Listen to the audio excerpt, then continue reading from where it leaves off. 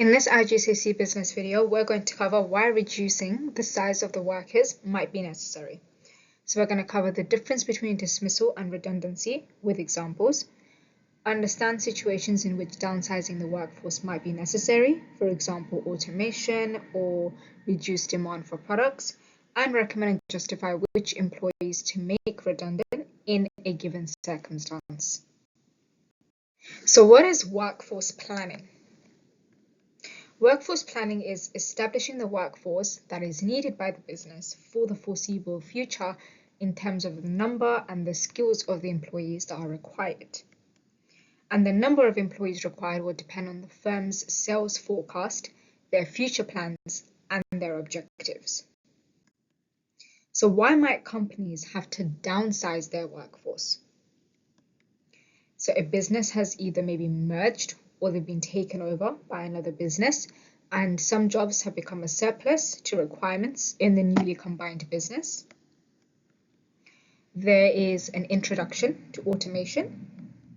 If the company is relocating abroad, if there is a failing demand for the goods and services of the business, and also if there is an office or a factory closure. So how will the HR department then plan for new employees and skills?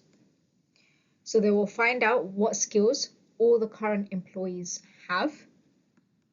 They'll count out any employees that might be leaving soon. They will consult with any current staff as to who could and who would want to re-educate to fill in the new job roles. They will prepare a recruitment plan to show how many new staff will be needed and how they should be recruited. And if a business needs to reduce the number of employees, it might be done through dismissal or redundancy, or employees might leave because they are retiring or they're resigning. Now, what is dismissal? Dismissal is when a worker is told to leave their job because their work or their behavior is unsatisfactory. For example, if an employee is constantly late to work and despite receiving warnings, their behavior is not improved, it's not changed, they will be dismissed by the company. If an employee have not been able to do their job to a satisfactory standard, they will be dismissed. If an employee feels like they have been unfairly dismissed, then they can take the business to court for unfair dismissal. A business have to make sure that they are following the law and the policies and procedures in their country when they are dealing with their employees. Now, what's redundancy? Redundancy is when an employee is no longer needed, so they lose their job. It's not due to any aspect of their work being unsatisfactory. When an employee is made redundant, they may be given some money to compensate them for losing their job. In some countries, it may be laid down in law, for example, 1 week's wages for every year that the employee has worked for the business. What factors will help decide which workers they should make redundant and which workers they should keep? So they will decide based on which departments need to keep their workers and which departments need to lose their workers. Some workers may volunteer to be made redundant if they have another job opportunity that they want to go to or if they want to retire early. They will look at the employment history of the worker, whether they have good attendance, whether they have a good appraisal record. They will look at the length of time an employee has been employed by the business. So workers that have worked for a long time, they are usually retained as they will have more experience and it might be a bit more expensive to make them redundant.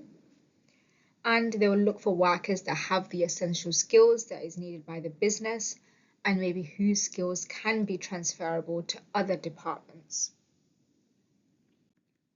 Now, let's have a look at our first exam question. So your first exam question is to define redundancy. Now, this is a 2-mark question. Pause the video here and have a go at the question.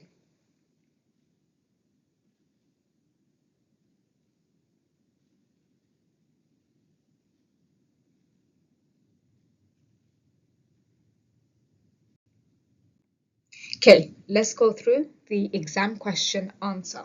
So again, this question is define redundancy, and it's a 2-mark question.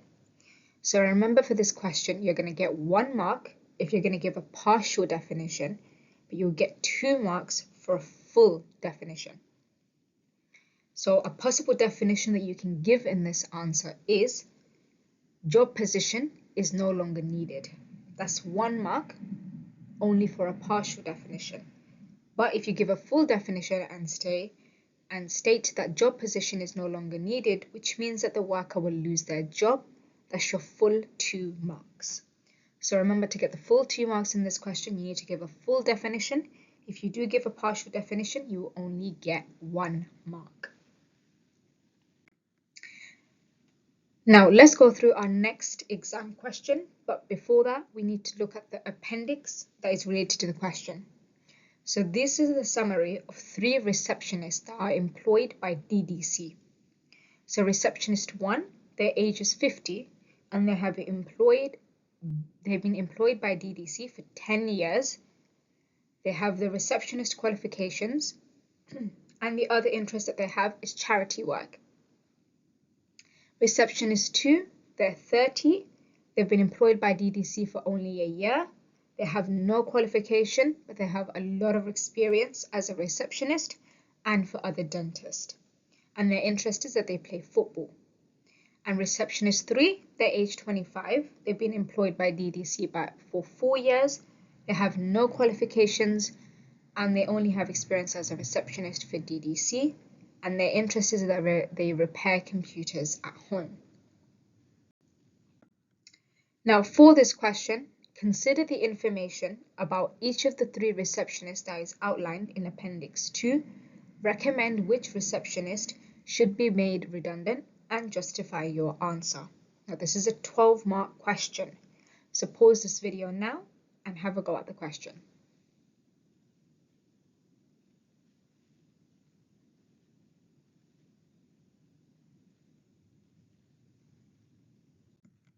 Okay, let's have a look at the question. Let's have a look at the answer for the exam question. So remember, the exam question is to consider the information about each of the 3 receptionists that was given in Appendix 2 and recommend which receptionist should be made redundant and justify your answer. So here are some of the relevant points that you might include for each of the receptionists. So if we look at the first receptionist, she was aged 50. She has experience in the way of DDC works and she knows what to do. She has the relevant qualifications. She has been there from the start and she works well with clients. So these are some of the relevant points that you might include for receptionist 1. If we have a look at receptionist 2, she was aged 30. She's not worked too long for DDC. She's not qualified, but she does have experience as a dental receptionist. And then for receptionist 3, who was aged 25, she has some experience of working practices at DDC. She knows about computers, but she's not qualified and she's got limited experience. So you would compare all 3 receptionists for this question and then justify which receptionist should be made redundant and why. Make sure for this question you are constantly relating back to the case study and the points that have been given to you in Appendix 2 to answer this question. And remember that this question is a 12-mark question, so constantly relate back to the case study in order to ensure that you get the full marks. Good luck. Subscribe to the channel for more videos and follow social media.